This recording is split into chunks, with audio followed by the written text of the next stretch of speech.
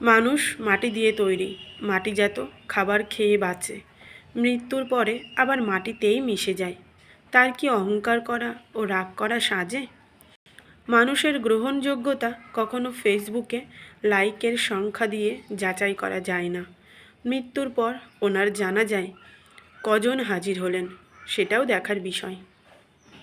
সুস্থ দেহ প্লাস প্রশান্ত মন ইকুয়াল টু উপভোগ্য জীবন।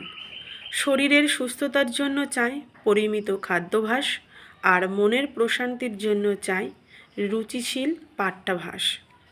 জ্ঞানীরা বলেন, কেননা তাদের কাছে বলার মতো কিছু কথা আছে।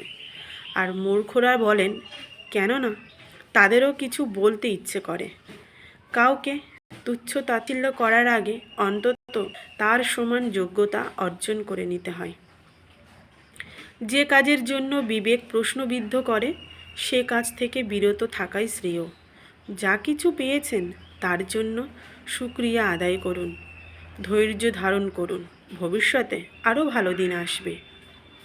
প্রশান্তি ও প্রাপ্তির মাঝে যে সমন্বয় ঘটাতে পারে, সেই প্রকৃত সুখী।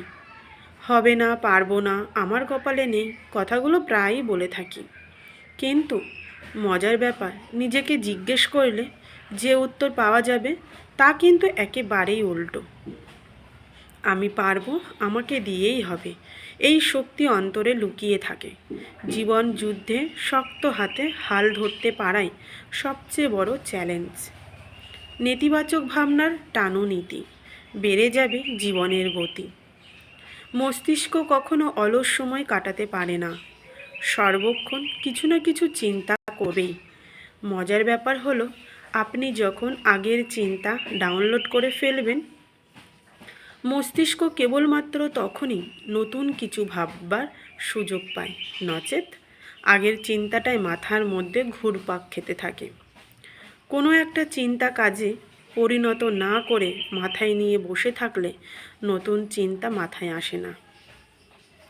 কোনো পরিকল্পনাই গ্রহণযোগ্য নয় যতক্ষণ না সেটি বাস্তবায়িত হচ্ছে। তাই মাথায় যত বুদ্ধি আসে, যত দ্রুত সম্ভব কাজে লাগান। হয় লাভ হবে, নইলে অভিজ্ঞতা হবে। অর্জন হিসেবে কোনোটাই মন্দ নয়। পৃথিবীতে এমন কোনো কাজ নেই যা করলে জীবন ব্যর্থ হয়। জীবন এত বড়ই ব্যাপার যে একে ব্যর্থ করা খুবই কঠিন। যারা কোনো কালেই কিছু করবে না, তারাই কেবল বলে অসম্ভব। এই জগতে মানুষের কাছে অসম্ভব বলে কিছুই নেই, থাকতে পারে না। এই পৃথিবীতে অসম্ভব বলে যদি কিছু থাকে, সেটা আছে কেবল মূর্খ ও অলসদের অভিধানে। সংসারে কারোর ওপর ভরসা করো না, নিজের হাত এবং পায়ের ওপর ভরসা করতে শেখো।